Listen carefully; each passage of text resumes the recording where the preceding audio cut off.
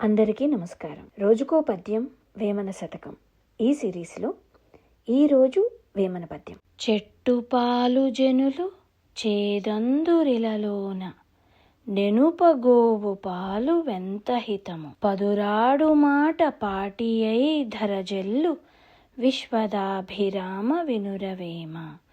దీని అర్థం ఏంటంటే, ఈ పద్యంలో వేమన గారు ఒక ముఖ్యమైన విషయాన్ని చెప్తున్నారు.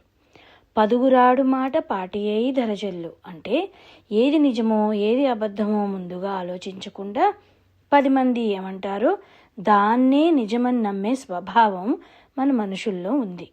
10 మంది అది మంచిది అంటే అది మంచిది, 10 మంది అది మంచిది కాదు అంటే అది చెడ్డది అని అలాగే అనుసరిస్తారు. ఎలాగంటే చెట్టు పాలు చేదు చేదు అంటారు కాబట్టి ఎవ్వరూ వాటిని ఉపయోగించరు. గోవు పాలు హితము అంటారు కాబట్టి అందరూ గౌరవంగా తీసుకుంటారు. అంటే మనుషులు చాలాసార్లు సత్యాన్ని తాము విచారించకుండా 10 మంది అభిప్రాయాన్ని అనుసరిస్తారు అని వేమన గారు చెప్తున్నారు.